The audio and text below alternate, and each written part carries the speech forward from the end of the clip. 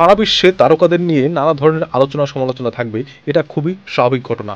তার ব্যতিক্রম ঢালিউডেও নয়। ঢালিউডের তিন তারকা শাকিব খান, অপু বিশ্বাস কিংবা বুবলি কোনোভাবেই যেন আলোচনা সমালোচনা থেকে নিজেদেরকে দূরে সরাতে পারছে না। কখনো শাকিব অপু, আবার কখনো শাকিব বুবলি। অন্য তারকারা যখন নির্বাচন সহ নানা বিষয়গুলো নিয়ে আলোচনায়, ঠিক তখনই শাকিব বুবলি আলোচনায় আসলো তাদের নিজস্ব বিষয় নিয়ে। গতকাল শাকিব খান একটি টেলিভিশন সাক্ষাৎকারে বলেন, আমার জীবনে এখন আর এই ভদ্র মহিলার কোনো অস্তিত্ব নেই। কথাগুলো বলতে চাই না, বললেও আমার নিজের কাছে নিজেকে খুব লজ্জিত মনে করব, অপমানিত মনে করব। কখন যে কার রূপ মিডিয়াতে চেঞ্জ হয় বলা যায় না। এনিওয়ে, এটা আমার জন্য কোনো ম্যাটার না। এ ব্যাপারে আমি জড়াতে চাই না। আমি আসলে বরাবরই মানুষ চিনতে ভুল করেছি। মানুষের বাহ্যিক আচরণ দেখে তাকে জাজ করা মুশকিল। যে মানুষের আমার লাইফে কোনো অস্তিত্ব নেই তাকে নিয়ে আমি কথা বলতেই চাই না।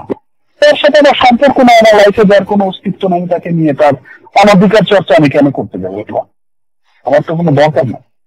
তোমাদের মতো মনে করো যে এই অনেকের মতো আছে না যে এই প্রশ্নটা হয়তো ওর মনে ছিল, হয়তো মনে হয়েছে যে এখনো হয়তো কিছু একটা সম্পর্ক আছে, যে ওনার সাকিবকে বললে হয়তো এর কোনো একটা সলিউশন হবে বা কিছু একটা, বা জানাইলে পরে কিছু একটা হয়তো কোনো একটা হোপ নিয়ে বলেছে। বাট আমি তাকে বলেছি দেখেন আমার লাইফে তো এই ভদ্র মহিলার তো কোনো অস্তিত্ব নাই, সেই ভদ্র মহিলার ব্যাপারে আমাকে বলে কোনো লাভ নেই। অন্যদিকে চিত্রনায়িকা বুবলি তার ফেসবুকে একটি স্ট্যাটাস দেন, যেখানে তিনি বলেন, ভূতের মুখে রাম রাম। অবশেষে নায়ক সাহেব বরাবরের মতোই ভুয়া গুজব সিনেমার প্রধান পরিচালক হিসেবে সামনে আসলেন। অবশ্যই এরকম পরিচালনা তার জন্য নতুন কিছু না। মজার ব্যাপার হচ্ছে, নায়ক এবং তার গ্যাংয়ের সদস্যদের আমার নাম নিয়ে শুধু আলোচনায় থাকতে হয়। এদের রিজিকের ব্যবস্থা করছি ভেবে ভালো লাগে।